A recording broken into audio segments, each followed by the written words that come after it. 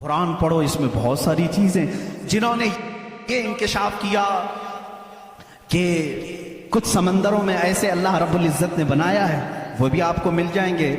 دو سمندر ملتے ہیں اور دونوں کا رنگ الگ ہے، ایک سمندر نیلا ہے ایک سمندر پیلا ہے، دونوں کا ٹیسٹ بھی الگ ہے، ادھر کا میٹھا ادھر کا کھارا نمکین ہے، لیکن وہ بہت دور تک ملتے ہوئے جاتے ہیں، لیکن اس کا پانی اس میں نہیں آتا، اس کا پانی اس میں نہیں آتا۔ کیوں نہیں آتا؟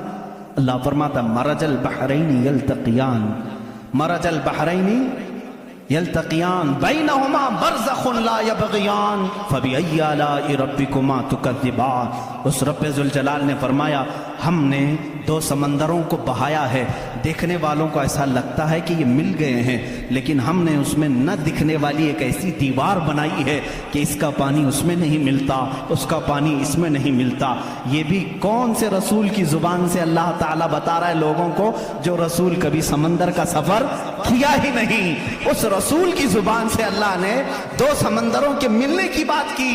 سائنسدانوں اب تو تمہیں ماننا ہی چاہیے کہ قرآن رسول کا اپنا بیان کیا ہوا کلام نہیں ہے، اسی کا یہ کلام ہے جس نے سمندروں کو اس طرح پیدا کیا ہے۔ کائنات میں بہت ساری چیزیں ہیں میرے عزیزو، قرآن اللہ رب العزت کا یہ کلام اتنی ہی نہیں، یہ تو بڑی بڑی نشانیاں میں نے کہا، اگر اس کی معرفت اس کی کھوج میں لگ جاؤ گے تو زندگی تمام ہو جائے گی۔ میں تو کہتا ہوں اللہ نے ایک بات یہ بھی فرمائی ہے تمہارے لیے، وَفِي أَنفُسِكُمْ أَفَلَا تُبْصِرُونَ۔ اللہ فرما رہا ہے تم ادھر ادھر نشانیاں ڈھونڈ رہے ہو، ہم نے تمہاری ذات میں اپنی نشانیاں رکھی ہیں، تم نہیں دیکھتے؟ تمہاری ذات میں ہماری نشانیاں ہیں، تم نہیں دیکھتے؟ اتنی نشانیاں ہیں، اس کے لیے آپ کو کئی علوم پڑھنے کی ضرورت ہے۔ ظاہر سی بات ہے انسان کے ایک ایک پارٹ پر جو ریسرچ کرتا ہے وہ اپنے وقت کا ایک بڑا ڈاکٹر بنتا ہے۔ خالی صرف دل پر جس نے ریسرچ کیا وہ کارڈیالوجی ہے، جو صرف کڈنی پر ریسرچ کیا وہ نیفرولوجی ہے، اور جو صرف رگوں کو دیکھا ہے وہ نیورولوجی ہے۔ پارٹ پارٹ پر انہوں نے پوری زندگیاں ختم کی۔ پورے انسان کو پڑھا کس نے؟ آج کون پڑھا ہے؟ اسی لیے امام اعظم ابو حنیفہ رحمۃ اللہ علیہ نے فرمایا من عرف نفسہ فقد عرف ربہ، جس نے صرف اپنی ذات کو پہچان لیا وہ اپنے رب کو پہچان لیا۔ تمہارے جسم میں جس طرح کی چیزیں اللہ نے بنائی، ڈاکٹر سے جا کر کے پوچھو کہ ہمارے جسم کے اندر کا جو نظام ہے، ایک بار جو نس کٹ گئی 1000 ڈاکٹر مل کر کے وہ نس نہیں قائم کر پاتے۔ یہ رگوں کا سلسلہ ایسا ہے، اور فرمایا گیا بلکہ تحقیقات بتاتی ہیں ہمارے جسم کے اندر موجود یہ نسوں کو رگوں کو نکال کر کے اگر بچھا دیا جائے کئی 1000 کلومیٹر لمبی ہو جائیں گی، کئی 1000 کلومیٹر لمبی ہو جائیں گی۔ یہ نسوں کا اتنا لمبا سفر ہو جائے گا، اتنا سارا مواد اللہ نے تمہارے جسم میں رکھا۔ اور رب تعالیٰ یہ فرماتا ہے، مفاہیم آیات میں بیان کر رہا ہوں، کبھی آپ نے سوچا ہم نے زبان سے جو جو چیزیں کھائی، اللہ اکبر، میں ایک بڑے محقق کے حوالے سے کہتا ہوں، روٹی کو انہوں نے کہا تمہاری روٹی تمہارے کھانے اللہ کی نشانیاں ہیں۔ میں نے پوچھا روٹی بھی نشانی ہے اللہ کی؟ کہا ہاں۔ تم ایک روٹی کو کہاں کہاں سے حاصل کرتے ہو؟ اناج کھیت سے لیا، فصل جب آئی اس کو کٹایا، پسایا، آٹا بنایا، پھر گھر میں لایا، گوندھنے کے لیے دیا، آٹا گوندھا گیا، روٹیاں بیلی گئیں، توے پر رکھی گئیں، بن گئی۔ کتنی منزلوں سے گزری؟ کھیت سے آئی، پسائی میں گئی، گندھائی میں گئی، پکائی میں گئی، اب اس کے بعد ریڈی ہو کر تمہارے برتن میں آئی۔ اس کے بعد تم نے کیا کیا؟ اب تک سب تمہارا اختیار چل رہا ہے، تم اپنی مرضی سے کر رہے ہو۔ گیہوں کا لانا ہے، جو کا لانا ہے، جوار کا لانا ہے، کس کا لانا ہے، تمہاری مرضی۔ آٹے سے کتنا گوندھنا ہے، نرم گوندھنا ہے، موٹا گوندھنا ہے، تمہاری مرضی۔ روٹی موٹی پکانی ہے، پتلی پکانی ہے، تمہاری مرضی۔ روٹی پک جانے کے بعد 4 ٹکڑے کرنے، 5 ٹکڑے، 2 ٹکڑے، تمہاری مرضی، سب تمہاری مرضی ہے۔ اس کے بعد تم چبا کر کے کھا گئے، اس روٹی کو چبا کر کھا گئے، نگل گئے۔ یہ روٹی جب حلق سے اتر گئی اب تمہاری مرضی نہیں ہے، اس ایک ہی روٹی سے गोश्त भी बनता है, उसी एक रोटी से खून भी बनता है, उसी एक रोटी से मनी भी बनती है, उसी एक रोटी से पीप भी बनता है, उसी एक रोटी से कफ और बलगम भी बनता है, उसी एक रोटी से सब चीजें बन जाने के बाद हमारे फुजलात भी निकलते हैं। मैं नहीं समझ पाया, ऐ मेरे अजीजों मुझे बताओ, एक रोटी लो, उसके एक टुकड़े से तुम गोश्त बना के दिखाओ, दूसरे टुकड़े से तुम खून बना के दिखाओ, तीसरे टुकड़े से तुम पीप बना के दिखाओ, चौथे टुकड़े से तुम बलगम बना के दिखाओ, नहीं कर सकोगे, इसलिए कि सिर्फ गूंदने पकने तक तुम्हारी मर्जी चलती है, हलक से नीचे उतर जाने के बाद खुदा कदीर और जब्बार का निजाम चलता है। तुम्हारे रिस्क में उसकी निशानियां हैं। कौन है जो बनाता है हमारे जिस्म के अंदर इस रोटी से हमारे जिस्म का हिस्सा? पूछो, जाकर किसी से भी पूछो, ये हमारा जिस्म मोटा ताजा गोश्त कैसे बन गया? ये खाने अच्छे खाओगे इससे बन गया। हमने कहा हम खाने काजू बादाम भी खा रहे हैं तो भी गोश्त बन रहा है, रोटी खा रहे हैं तो भी गोश्त बन रहा है, चावल खा रहे हैं तो भी गोश्त बन रहा है, और खून ऐसा लिक्विड है कि बाजार में मिलता नहीं, किसी इंसान का ही लेना पड़ता है। इसको कौन बनाया है? कहा इसको भी रोटी से ही बनाया है, काजू बादाम से ही बनाया है, फलों से ही बनाया है। हम पूरी दुनिया की ग़िज़ाएं लाकर चक्की में पीस करके भी खून का एक कतरा नहीं पैदा कर सके, लेकिन वो रब्बे ज़ुल जलाल हमारे लुक़मे के नीचे जाते ही निज़ाम को शुरू फरमा दिया है। कैसा वो निज़ाम है, कैसा वो निज़ाम है ऐ मेरे अजीज़ों। इसीलिए मेरा मौला फरमाता है फी अनफुसिकुम अफला तुबसिरून, तुम्हारी ज़ात में मेरी निशानियां हैं, क्यों तुम नहीं देखते, क्यों तुम नहीं देखते? आपको अगर मैं ज़ातियात, नफ्सियात, तबईयात, ये जो उलूम हैं इस पर गुफ्तगू करूं तो एक बड़ा अलग टॉपिक हो जाएगा। अल्लाह ताला ने इस निज़ाम को कैसे बैलेंस रखा है जानते हैं आप? कभी आपको मालूम है हमारे कानों में एक अलाइनमेंट होता है, जैसे व्हील अलाइनमेंट करते हैं, हमारे दोनों कानों के बीच में एक कतरा छोटा सा अल्लाह ने रखा, ये बैलेंस को बरकरार रखता है। जो सनकी होते हैं, जिनको कहते हैं पागल हो गया, झोले खाता रहता है, ये कौन लोग हैं जानते हैं आप? जिनको कभी कभार फीड्स आ जाती है, चलते चलते आड़े टेढ़े हो जाते हैं, ये कौन है? जिनका सिर्फ वो कानों के बीच का एक कतरा भी हिल गया तुम्हारा बैलेंस नहीं बिगड़ जाएगा। तुम खड़े कैसे होते हो? दो पैरों पर सीधे खड़े रहते हो, जब तक चाहो खड़े रहो, चलना चाहो तो सीधे चलते हो। अगर वो बैलेंस चूक गया, जैसे कार व्हील अलाइनमेंट छूटने से इधर उधर जाने लगेगी, तुम्हारे पैर लड़खड़ाने शुरू हो जाएंगे। इस एक हल्के कतरे से अल्लाह ने तुम्हारे पूरे वजूद को रखा है। तुम्हें टेढ़ा करने के लिए सिर्फ उस कतरे को जुम्बिश देने की जरूरत है, सिर्फ जुम्बिश देने की जरूरत है। मैंने साइंस की एक तहकीक पढ़ी, अल्लाह अकबर, हैरत होती है। उन्होंने ये तहकीक करके बताया, ये जो तुम्हारी पलकें झपकती हैं, खुलती भी हैं, झपकती भी हैं, जानते हैं आप ये कितनी हल्की हैं और किसी को एहसास भी नहीं होता कब झपकी कब खुली, किसी को एहसास नहीं होता। कहा इसके अंदर कौन सी ताकत है? क्या रबर है, मैग्नेट है, कैसे, ये कैसे होती है?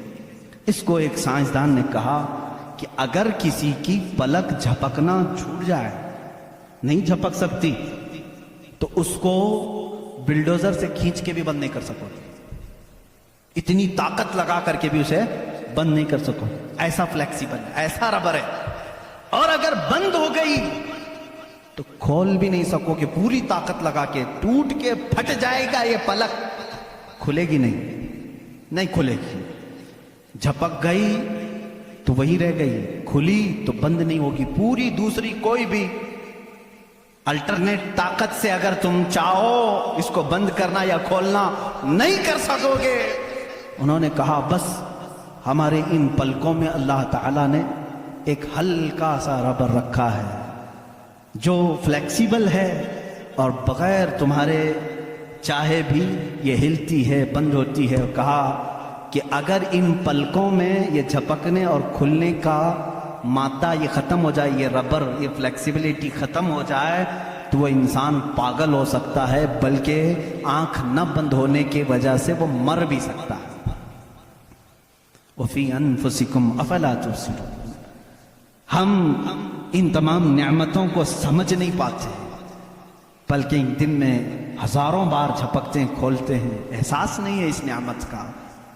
अगर ये बंद होना खत्म हो जाए یا بند ہو گئی کھل نہ سکے تو کیا کر لے جاؤ گے؟ کچھ نہیں کر سکو. بلکہ میرے عزیزو تمہارے جسم پر موجود یہ رونگٹے، یہ بال بھی اللہ کی علامت ہیں، نشانیاں ہیں. جانتے ہو بال سب ایک ہی طرح کے ہیں، لیکن ابھی 2 ہی دن قبل میں پڑھ رہا تھا، ذہن کیا ہے جاتا نہیں ان چیزوں کی طرف کیونکہ معمول پہ چل رہے ہوتے ہیں. ایک صاحب نے مجھ سے سوال کیا کہ حضرت بال جو ہے ہماری آنکھوں پہ بھی ہیں، پلکوں میں، اور اوپر بھووں پہ آئی برو بھی ہیں، اور بال سر پہ بھی ہیں اور دیگر جگہوں پر ہیں. سر کے بال اور دیگر جگہوں کے بال بڑھتے ہیں، یہ بال بڑھتے کیوں نہیں؟ بال سیم ہے، بال سیم ہے، یہ بڑھتے نہیں اور یہ بڑھتے ہی رہتے ہیں، ان کو جتنا کاٹو بڑھتے ہی رہتے ہیں. ایسا کیا ہے؟ اللہ اکبر. اس دن مجھے حیرت ہوئی، میں نے کبھی اس چیز پر توجہ نہیں کی، کبھی نہیں سوچا. ہو سکتا ہے آپ کا ذہن نہ گیا ہو. پڑھنے پر ایک محقق نے یہ بھی لکھا ہے، دیکھنے میں یہ سارے بال ایک طرح سے ہیں، ان بالوں میں ساری چیزیں ایک ہی طرح کی ہیں. دیکھنے میں یہ کالے ہیں تو وہ بھی کالے ہیں، قوت بھی ان کی سیم ہے، لیکن اللہ رب العزت نے ان بالوں میں بڑھنے کا خون رکھا ہے. ان بالوں میں بڑھنے والا خون آتا تک نہیں ہے، آتا تک نہیں. عزیزان گرامی، اس کی یہ نشانیاں ہیں بہت ساری. اس کی تحقیقات پھر کسی موقع پر میں عرض کروں. اور پیٹ کے اندر موجود چیزیں جو اپنا نظام خود بخود چلا رہی ہیں، نہیں چلا سکو گی، نہیں چلا سکو گی. دل جتنی مرتبہ یہ دھڑکتا ہے، اس کے اندر جو پریشر ہے، کہا گیا ہے یہ جو خون کو دبا کر کے جسم میں پھیلاتا ہے، اس کے متعلق سائنس یہ کہتا ہے اتنا پریشر ہے کہ دنیا میں کسی فوارے پہ، کسی فاؤنٹین میں اتنا پریشر نہیں ہوگا جتنا دل میں پریشر ہے.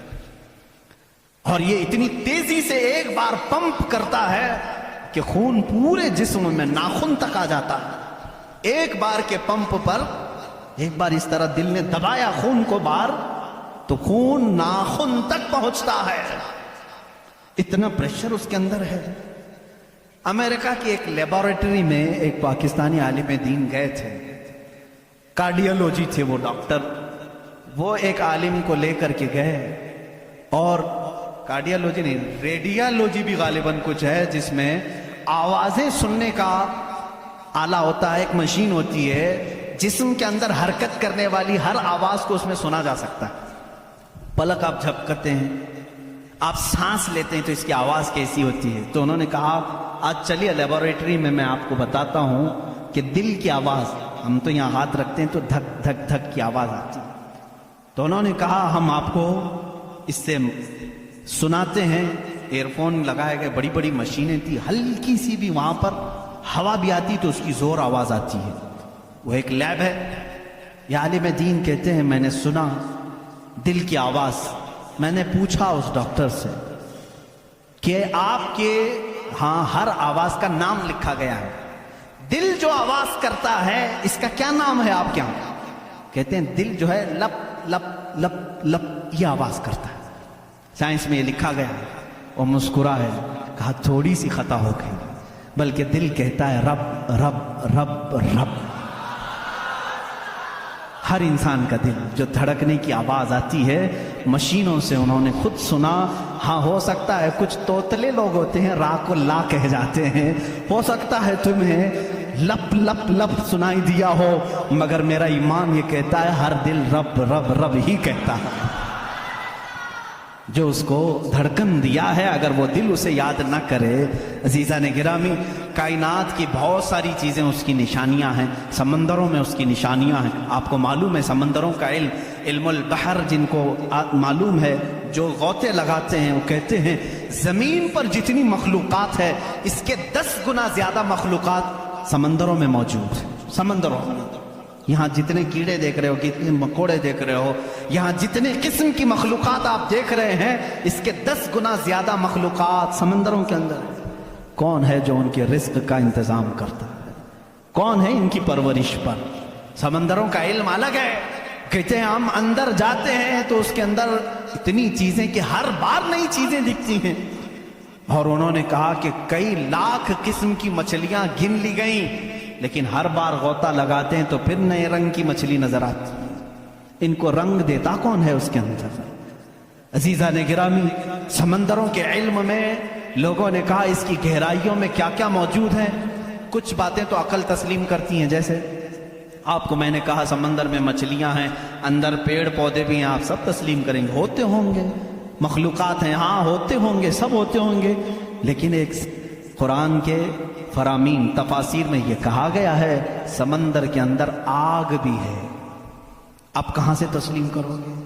سمندر کے اندر آگ ہے، کیسے تسلیم کرو گے؟ ظاہر سی بات ہے تم انکار کرو گے. پانی اور آگ ہو ہی نہیں سکتا، اور وہ بھی پانی ہلکا پھلکا پانی نہیں، سمندر کا جوشیلا پانی. اور یہاں پر اسلام میں یہ باتیں کہی گئی ہیں کہ سمندر کے اندر آگ ہے. لیکن یہ دنیا کو اس وقت نظر آ گیا جب سونامی آئی تھی. انڈونیشیا میں جو ساحل پر سونامی کی لہریں جنہوں نے دیکھی، جس کی رفتار 2000 کلومیٹر پر آر تھی، 2000 کلومیٹر پر آر کی رفتار سے وہ پانی چل رہا تھا، اور اس کی ہائٹ جو موجوں کی وہ 200 فٹ اونچی تھی. 200 فٹ اونچی لہریں 1000 کلومیٹر پر آر کی رفتار سے جب جا رہی تھی تو مشاہدہ کرنے والوں نے کہا جب وہ لہریں چلتی تھی تو پیچھے آگ کے شعلے نکلتے تھے، سمندر میں آگ کے شعلے نکلتے تھے. آج سائنس اس بات کو تسلیم کر چکا ہے سمندر میں کئی ایسے پہاڑ ہیں جو آتش فشاں ہیں، جن کو وولکینو کہا جاتا ہے. آگ اگلنے والے پہاڑ ہیں، آگ اگلنے والے پہاڑ ہیں. وہ کئی مہینوں میں اور سالوں میں اپنے اندر موجود آگ کو باہر اگلتے ہیں تو سمندر میں طغیانی آ جاتی ہے، سمندر کے اندر موجوں کی بھنور آ جاتی ہے. یہ تمام چیزیں آج سائنس کہہ رہا ہے، میرا مولا قرآن میں اس چیز کو بیان فرما رہا ہے.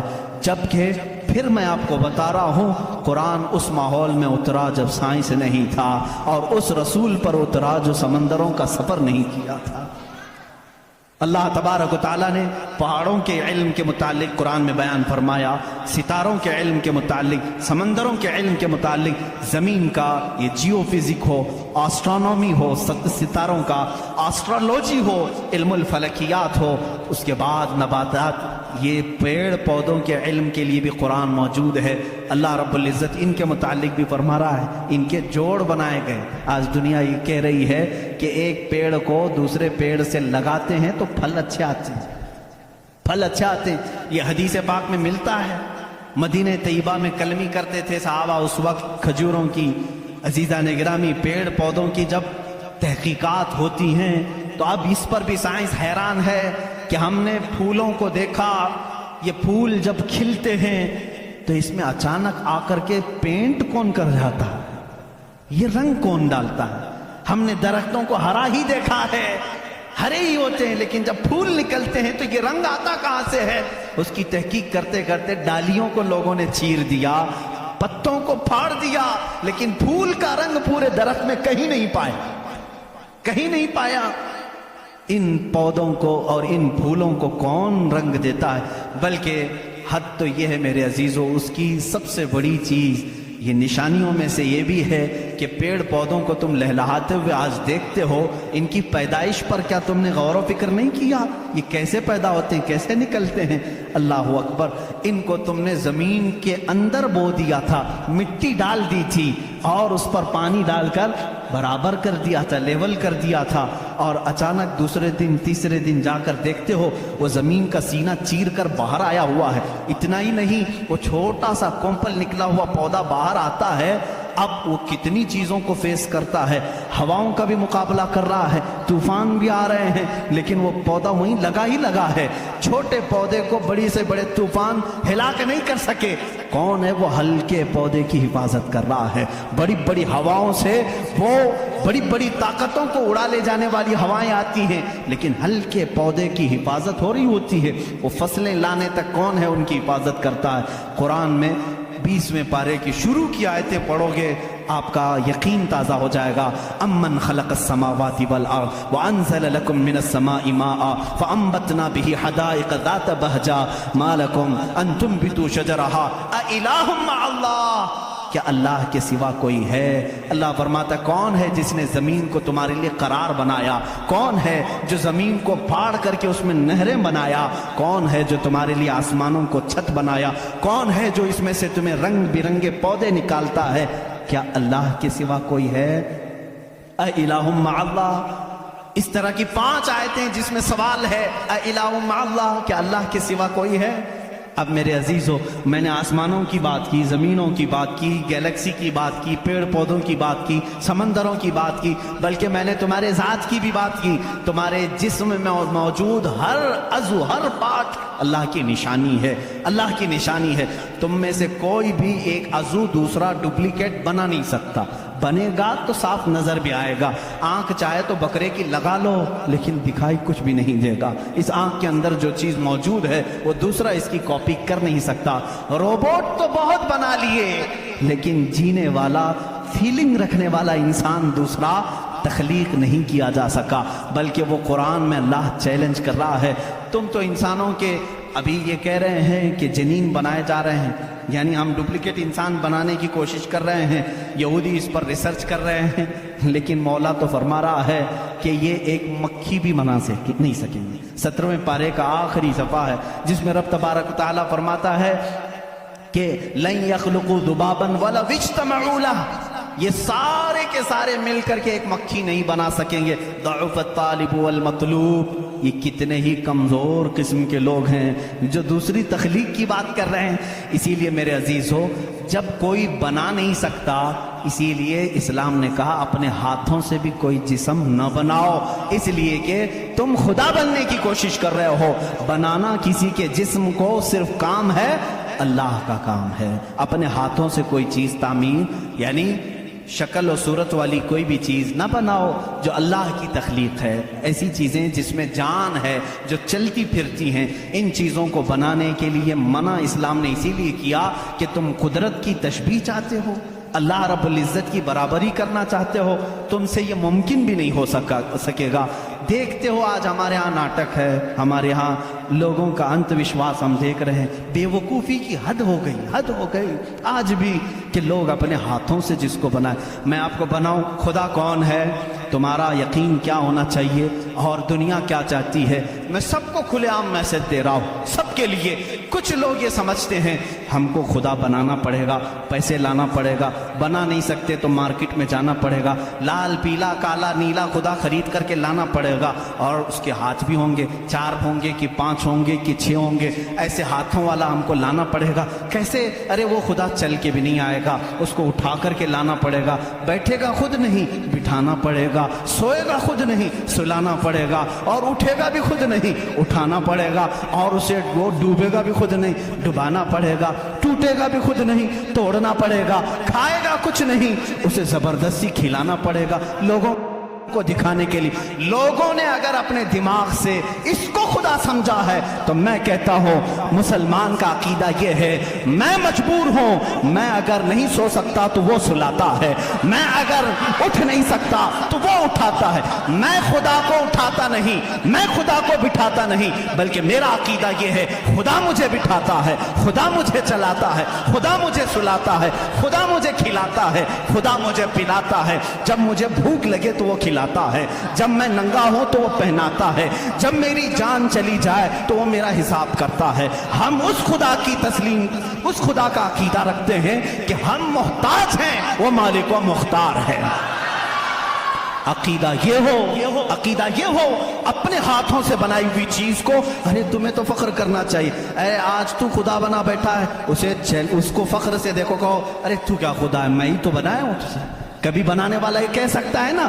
اور کوئی آ کر کے، سارے لوگ عبادت کر رہے ہوں، کوئی آ کر کے سامنے کہہ دیا سارے بھکتوں کے پاس کہ تم اس کو خدا کہہ رہے ہو، میں تو لاتوں سے گوندھ کے بنایا تھا اس کو، میں تو اپنے ہاتھوں سے اس کو بنایا، تو عزت کیا رہے گی؟ اسی لیے آپ نے دیکھا اسلام کا عقیدہ وحدانیت یہ ہے، عقیدہ خدا یہ ہے کہ ہم نے آج تک کروڑوں مسجدیں ہیں، کبھی ہم نے خدا کی جسم تو دور کی بات ہے، کوئی شکل اور تصویر بھی مسجدوں میں نہیں رکھی۔